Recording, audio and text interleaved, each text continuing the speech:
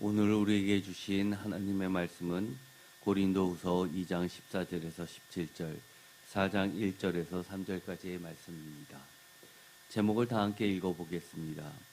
죽음에서 사망에 이르는 냄새이기도 하며 생명에서 생명에 이르게 하는 역설적 그리스도의 향기. 아멘. 오늘의 말씀 고린도후서 2장 14절에서 17절까지의 말씀을 보면 매우 유명하고도 중요한 말씀이 있습니다. 아마 이 말씀을 어느 정도 신앙생활을 하신 분은 한 번 이상은 꼭 들어보셨을 겁니다. 바로 그리스도의 향기에 관련된 말씀입니다. 15절 다 같이 읽겠습니다. 우리는 구원받는 자들에게나 망하는 자들에게나 하나님 앞에서 그리스도의 향기니. 아멘. 우리는 그리스도의 향기라고 이야기합니다. 저는 오늘의 이 말씀은 굉장히 중요함에도 불구하고 교회에서 대표적으로 잘못 설교되는 본문 중에 하나라고 보고 있습니다. 제가 아직까지도 기억하고 있는 설교구 중에 하나가 이 그리스도의 향기니라는 이 본문입니다. 대형교회에서 벌써 수십 년이 흘렀습니다. 그러나 제가 그 설교의 내용은 명확하게 기억이 나지 않지만 이 설교를 할 때 맨 앞에 서두에서 했던 목사님의 모습은 잊혀지지 않습니다. 오늘의 본문을 이야기하면서 처음에 시작을 하고 인사를 하고 향수를 사방팔방 뿌리기 시작합니다. 사람들은 웃기 시작합니다. 그런데 마지막에는 앞거는 향수를 손에다가 마치 로션 뿌리듯이 막 해서 세수까지 하고 막 닦는 모습을 보였습니다. 그러자 사람들은 너무나 웃기다고 막 깔깔깔대고 웃었습니다. 얼마나 강렬한지 몇십 년이 흘렀는데도 제가 잊혀지지 않습니다. 설교 내용은 선행에 관련된 내용이었던 것 같습니다. 그런데 이렇게 강렬한 예화나 어떤 모습은 어떤 말씀을 임팩트하게 전달하는 데는 매우 효과적이지만 시간이 지나면 내용은 다 잊어버리고 하나님의 말씀은 다 잊어버리고 그 행위만 기억되는 경우가 있습니다. 예화만 기억되는 경우가 있습니다. 바로 이런 경우죠. 사실은 우리가 모델들이 쇼를 할 때는 굉장히 무표정한 얼굴로 지나갑니다. 왜 그럴까요? 그거는 옷이 돋보이게 하기 위해서 일부러 그러죠. 화장도 사람의 얼굴이나 몸매가 그렇게 드러나지 않게 일부러 죽이는 색깔을 사용한다고 합니다. 우리는 굉장히 조심해야 되는데 이 그리스도의 향기라는 제목의 설교는 인터넷에서 많이 있습니다. 그런데 대부분이 주로 선행에 관련된 이야기입니다. 아름다운 미덕에 관련된 이야기입니다. 들어보면 얼마나 감동적인지 모릅니다. 그런데 그리스도의 향기라는 하나님의 말씀은 이것이 다일까요? 그리스도의 향기는 인간을 기쁘고 오감을 만족시켜 주기만 하는 흔한 향수가 아닙니다. 고린도후서 2장 16절에 보면 이런 말씀이 나옵니다. 2장 16절 다 함께 읽어보도록 하겠습니다. 이 사람에게는 사망으로부터 사망에 이르는 냄새요 저 사람에게는 생명으로부터 생명에 이르는 냄새라. 누가 이 일을 감당하리요. 아멘. 여기서 보면 15절에 우리는 그리스도의 향기니 라고 하고 16절에 그리스도의 향기가 어떤 것인지를 16절에 설명해 주고 그 16절 하반절에는 누가 이 일을 감당하리요 라고 하면서 우리가 감당해야 되는 거 아니냐라고 우리 마음을 복도와주고 있습니다. 그런데 문제는 이 그리스도의 향기가 무엇이냐라는 겁니다. 16절에 보면 이렇게 되어 있습니다. 이 사람에게는 사망으로부터 사망에 이르는 냄새, 저 사람에게는 생명으로부터 생명에 이르는 냄새라는 겁니다. 여태까지 우리는 그리스도의 향기를 선행이나 미덕으로 알고 있어 왔는데, 그리스도의 향기가 어떤 사람에게는 사망으로부터 사망에 이르는 냄새라는 것도 그리스도의 향기라는 겁니다. 충격적이지 않습니까? 분명히 이렇게 기록이 되어 있음에도 불구하고 우리는 수많은 설교들을 들어보면 모두 다 우리가 듣고 싶어하는 부분만을 듣고 기억하고 싶어하는 부분만 선별적으로 하나님의 말씀을 기억해 나가고 있는 듯합니다. 그런데 더 충격적인 것은 그런 태도들에 대해서 하나님께서는, 예수님께서는 사도 바울을 통해서 명확하게 17절에 경고하고 있습니다. 우리는 수많은 사람들처럼 다 같이 읽겠습니다.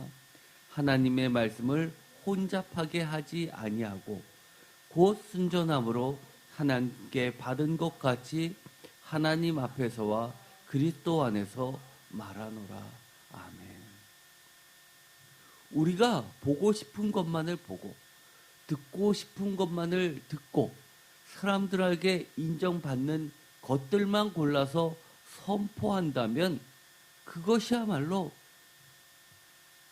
오늘 경고하고 있는 하나님의 말씀을 혼잡하게 하는 자라는 겁니다.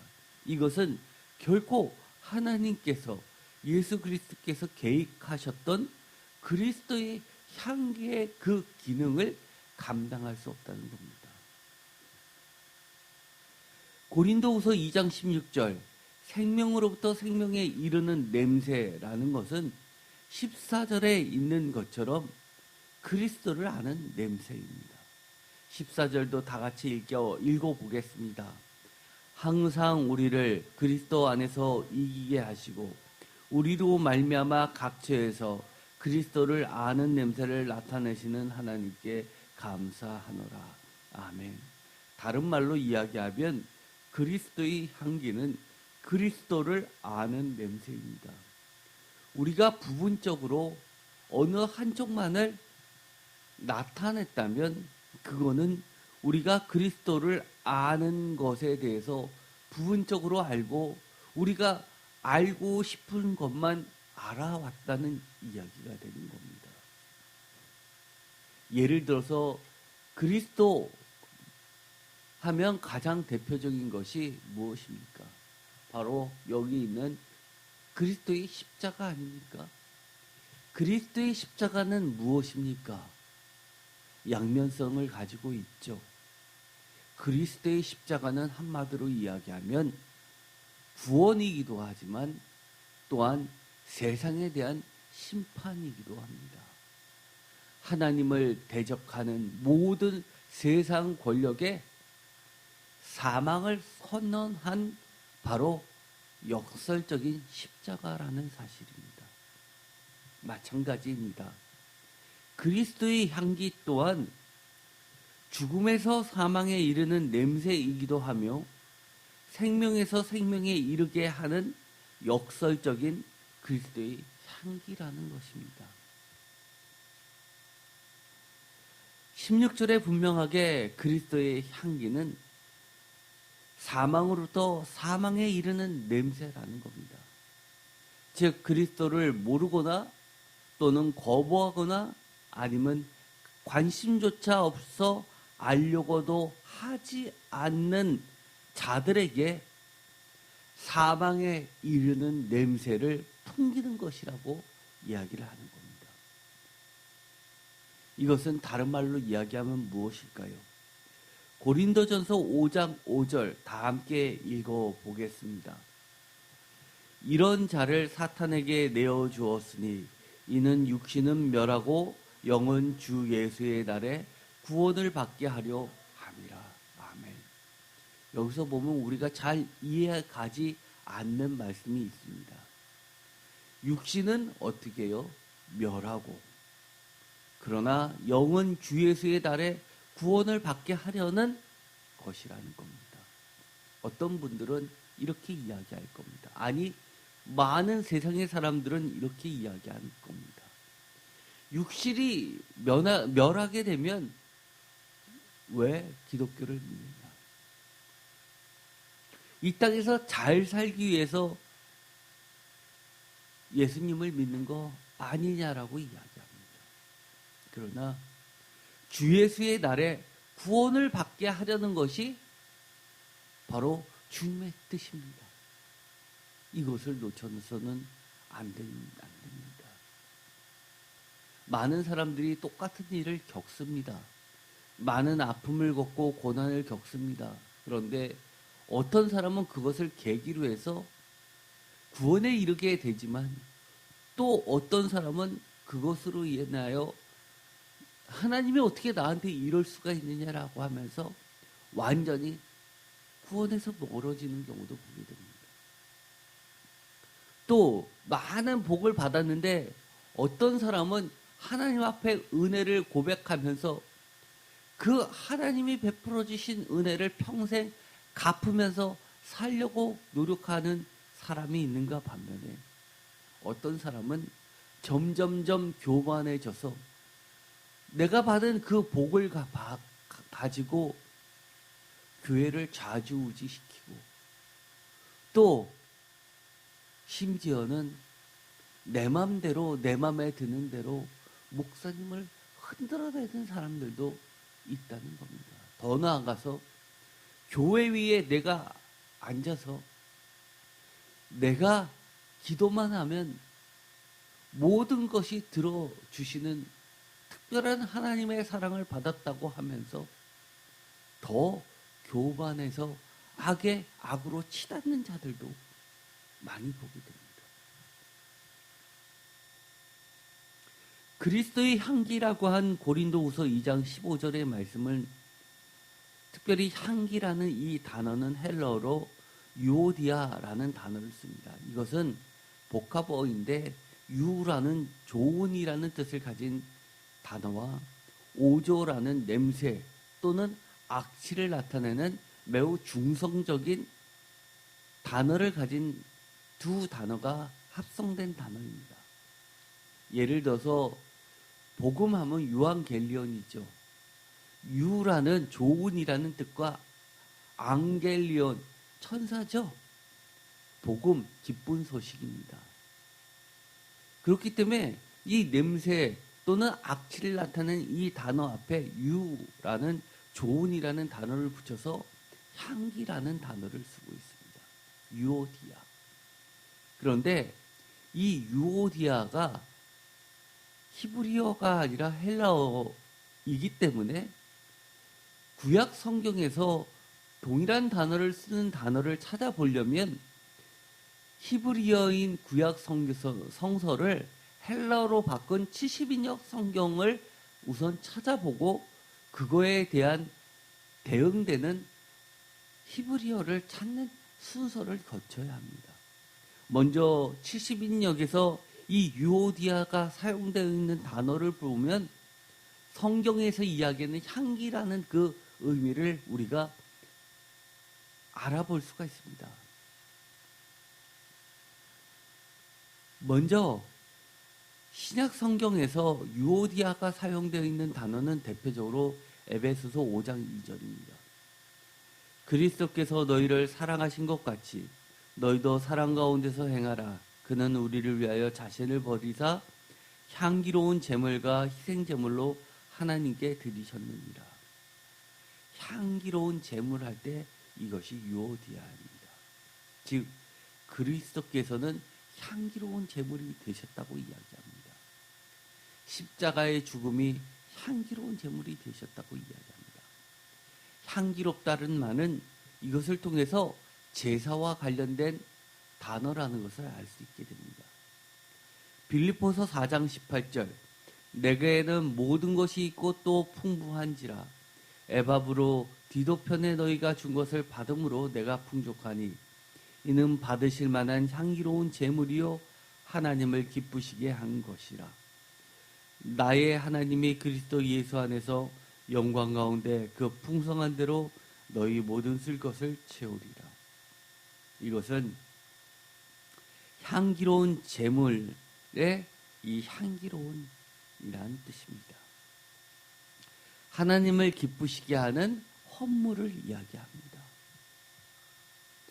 그런데 구약에서는 70인역 성경에 유오디아가 사용된 첫 번째 단어는 창세기 8장 20절에 나오게 됩니다. 노아의 홍수가 끝나고 나서 노아가 땅에 정착한 이후에 노아가 여호와께 제단을 쌓고 모든 정결한 짐승과 모든 정결한 새 중에서 제물을 취하여 번제로 제물에 드렸더니 21절 다 같이 읽겠습니다. 여호와께서 그 향기를 받으시고 그 중심에 이르시되 내가 다시는 사람으로 말미암아 땅을 저주하지 아니하리니 이는 사람의 마음이 계획하는 바가 어려서부터 악함이라. 내가 전에 행한 것 같이 모든 생물을 다시 멸하지 아니하리니. 바로 21절에 향기를 받으셨다라고 할 때 요디아가 사용됩니다. 즉, 이 향기롭다라고 하는 것은 하나님의 마음을 움직이는 냄새입니다. 이 땅의 파멸을 보고 그리고 정착한 그 땅에서 기쁨만이 있었을까요? 하나님도 후회가 없으셨을까요? 그런데 노아가 땅에 내려와서 번제로 제단에 드리고 나니까 그 번제 타는 제물의 냄새를 하나님께서 향기라고 지칭해 주십니다. 그리고서는 하나님께서 하나님이 기뻐하시는 대로 이제 다시는 모든 생물을 멸하지 않겠다고 결단하고 약속해 주십니다. 그러면서 인간의 불완전성을 인정하십니다. 이는 사람의 마음이 계획하는 바가 어려서부터 악하기 때문에 비록 그들이 땅에서 악한 행위를 한다 하더라도 다시는 멸하지 않겠다라는 결정까지 하십니다. 바로 향기는 하나님께서 기뻐 받으시는 냄새인 것입니다. 우리가 여러분 혹시 어떤 단백질 타는 냄새를 맡아보신 적이 있으십니까? 과거에는 제가 어렸을 때는 개고기를 하는 냄새를 맡아본 적이 있습니다. 뒷동산에 올라가서 사람들이 개를 목에 매달아서 죽이고 나서 또는 멍석에 둘둘둘 말아서 심하게 팬 다음에 그 다음에 털을 다 뽑고 나서 태웁니다.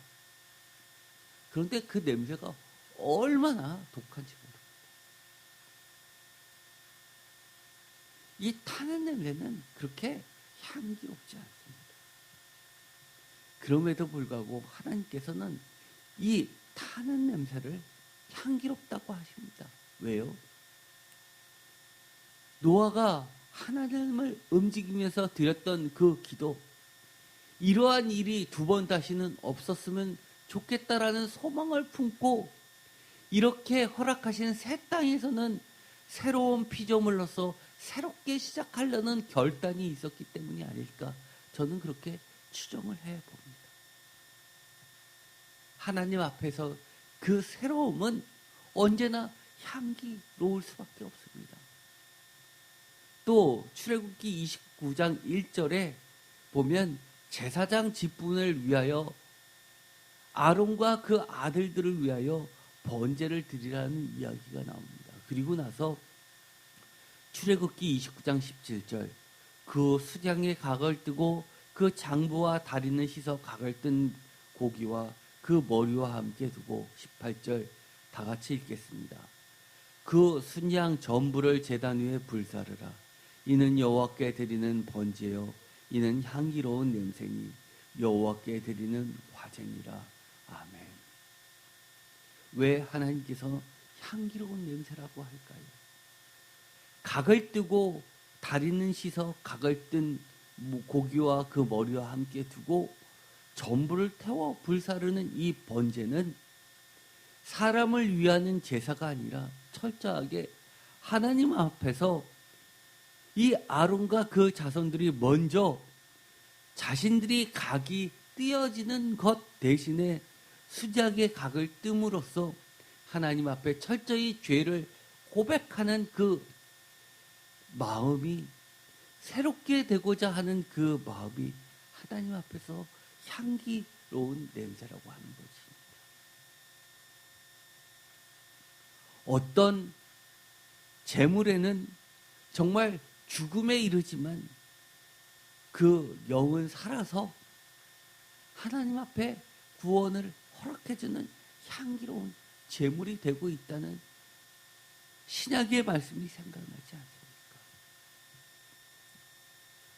또 레위기 1장에 보면 여러 가지 제사에 대한 소개들이 나오는데 번제에 대한 이야기부터 나오게 됩니다.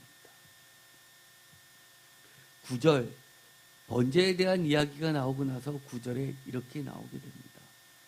그 내장과 정강이를 물로 씻을 것이요 제사장은 그 전부를 제단 위에서 불사라 번제를 드릴 이는 화제라 여호와께 향기로운 냄새라. 번제야말로 하나님께 드려지는 모든 제사 가운데 가장 기본이 되는 제사 아닙니까? 하나님께 바쳐지는, 온전히 바쳐지는 이 제사를 향기로운 냄새라고 이야기합니다.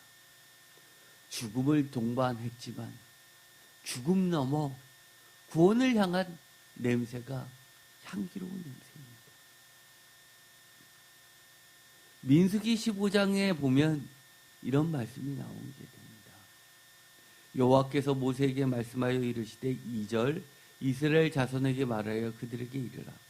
너희는 내가 주어 살게 할 땅에 들어가서 3절 다 같이 읽겠습니다.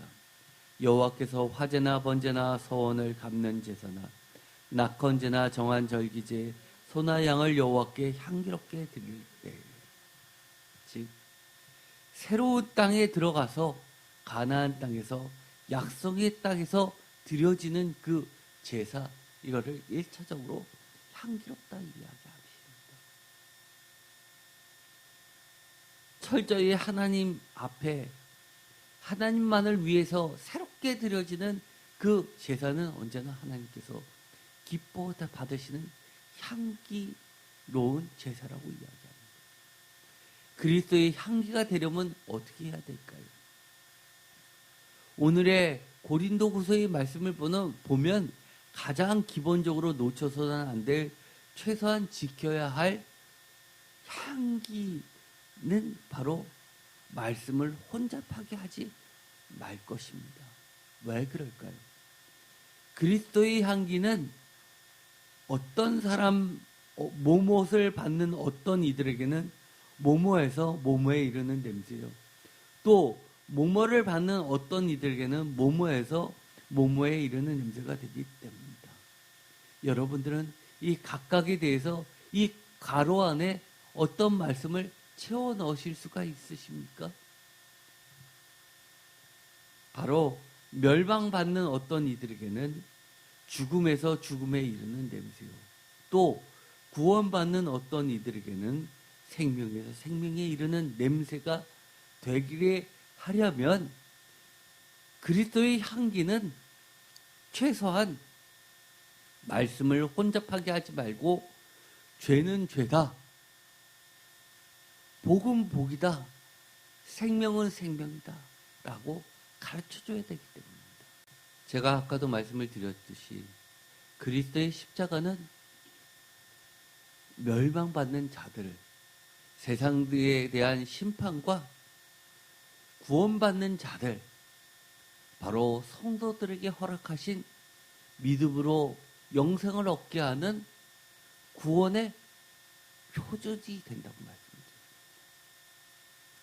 그렇기 때문에 그리스도의 십자가는 명확한 선을 가지고 있습니다. 이것과 저것은 분명하게 양분되어질 수밖에 없습니다. 그렇기 때문에 세상은 공평합니다. 세상에 있을 때 우리가 철저하게 하나님 말씀 앞에 내 자신을 내어놓고 따르는 자들에게는 영생이 허락되지만 하나님의 말씀을 무시하고 내 생각과 내 뜻대로 내 욕심대로 산 사람에게는 결코 구원이 허락되지 않기 때문입니다. 어떤 이들은 이렇게 이야기할 겁니다. 그리스도의 향기와 말씀을 혼잡하는 하는 것과 도대체 무슨 상관이 있냐고 이야기할 겁니다.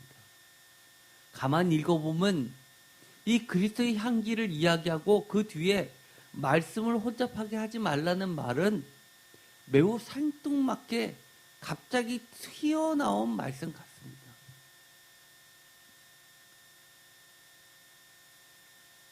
그런데 우리가 이 말씀을 가만히 읽어보면 이해가 될 듯합니다. 사도 바울이 썼던 고린도후서 4장에 보면 우리가 유추할 수 있는 말씀이 나오게 됩니다. 1절 그러므로 우리가 이 직분을 받아 긍휼하심을 입은 대로 낙심하지 아니하고 2절 다 같이 읽겠습니다. 이에 숨은 부끄러움의 일을 버리고 속임으로 행하지 아니하며 하나님의 말씀을 혼잡하게 하지 아니하고 오직 진리를 나타내므로 하나님 앞에서 각 사람의 양심에 대하여 스스로 추천하노라. 만일 우리의 복음이 가리었으면 망하는 자들에게 가려진 것이라. 즉 여기서 보면 복음, 비밀은 망하는 자들에게는 가려지지만 그렇지 않고 긍휼하심을 받아서 구원받는 자들에게는 언제나 영생을 허락해 주신다고 이야기합니다. 생명에서 생명에 이르게 한다고 합니다. 그렇기 때문에 숨은 부끄러움의 일을 버리고 속임으로 행하지 아니하고 하나님의 말씀을 혼잡하게 하지 아니하고 오직 진리를 나타냄으로써 하나님 앞에서 각 사람의 양심에 대하여 스스로 추천한다고 사도 바울은 이야기합니다. 그리스도의 향기는 각처에서 우리가 드러내야 할 향기인데 이것은 하나님의 말씀을 혼잡하게 하지 않는 그러면서 오직 진리를 나타내야 하는 우리들의 사명이기도 합니다.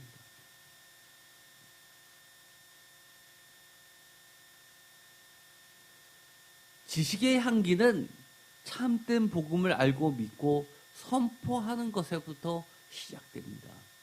고린도후서 4장 13절 기록된 바 내가 믿었으므로 말하였다 한 것 같이 우리가 같은 믿음의 마음을 가졌으니 우리도 믿었으므로 또한 말하노라. 주 예수를 다시 살리신 이가 예수와 함께 우리도 다시 살리사 너희와 함께 그 앞에서 서게 하실 줄을 아노라. 이 지식의 향기는 우선적으로 하나님의 말씀을 혼잡하게 하지 않아야지만 주 예수를 다시 살리신 이가 예수와 함께 우리도 살리시게 되기 때문입니다. 악취, 죽음에 이르는 악취가 무엇입니까? 예를 들어서 우리가 가끔 뉴스에서 보는 그런 무색무취의 중독성의 죽음의 악취 또는 반대로 무색무취가 아니라 오감을 자극하는 향기 나지만 극악 독성의 냄새도 있습니다. 고린도후서 11장 13절 그런 사람들은 거짓 사도여 속이는 일꾼이니 자기를 그리스도의 사도로 가장하는 자들입니다. 이것은 이상한 일이 아니라 사탄도 자기를 광명의 천사로 가장하나니 그러므로 사탄의 일꾼들도 자기를 의의 일꾼으로 가장하는 것이 또한 대단한 일이 아니니라. 그들의 마지막은 그 행위대로 되리라. 사람들에게 인기가 있다고 사람들에게 인정을 많이 받는다고 그것이 모두 다 향기로운 냄새는 아닙니다. 그리스도의 냄새는 아니라는 겁니다. 사탄도 자기를 광명의 천사로 가장하고 거짓 사도도 속이는 일꾼으로 자기를 그리스도의 사도로 가장하여서 자기를 사탄의 일꾼들도 의의 일꾼으로 가장하면서 많은 사람들로부터 향기롭다 칭찬을 받을지 모르지만 그 마지막은 사망에 이르게 하는 그런 악취일 뿐입니다. 그렇기 때문에 무엇보다도 그리스도의 향기, 이것은 말씀을 혼잡하게 해서는 결코 되지 않습니다. 고린도후서 11장에도 비슷한 말씀을 하십니다. 1절 원하건대 너희는 나의 좀 어리석은 것을 용납하라. 청하건대 나를 용납하라. 2절 내가 하나님의 열심으로 너희를 위하여 열심을 내노니 내가 너희를 정결한 처녀로 한 남편인 그리스도께 드리려고 중매함이로다. 그러나 나는 뱀이 그 관계로 하라를 미혹한 것 같이 너희 마음이 그리스도를 향하는 진실함과 깨끗함에서 떠나 부패할까 두려워하더라. 만일 누가 가서 우리가 전파하지 아니한 다른 예수를 전파하거나 혹은 너희가 받지 아니한 다른 영을 받게 하거나 혹은 너희가 받지 아니한 다른 복음을 받게 할 때는 너희가 잘 용납하는구나. 여기서도 사도 바울은 거짓 복음이 되지 않게 하기 위하여 뱀이 그 관계로 하와를 미혹한 것 같이 하지 않기 위하여 때로는 사람들이 듣기 싫어하지만 그렇게 정결한 처녀로 한 남편인 그리스도께 드리려고 준비한다고 이야기를 합니다. 이렇게 함으로써 사람들로부터 미움은 받을 수 있습니다. 그러나 우리는 기억해야만 합니다. 그리스도의 향기는 어떤 이들에게는 죽음에서 죽음에 이르게 하는 냄새입니다.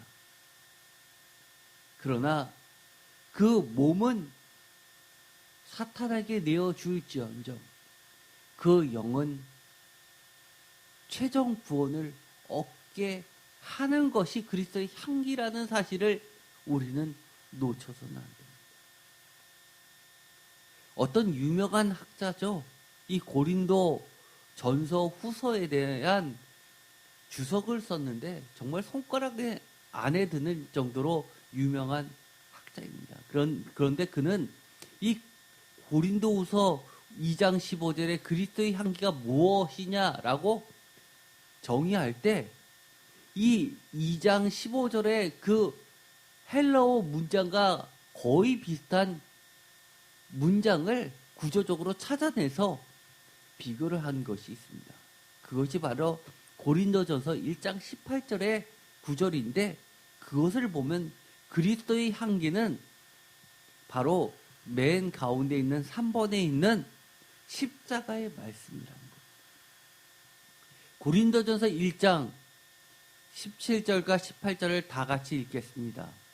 그리스도께서 나를 보내심은 세례를 베풀게 하려 하심이 아니요 오직 복음을 전하게 하려 하심이로되 말의 지혜로 하지 아니하면 그리스도의 십자가가 헛되지 않게 하려 함이라.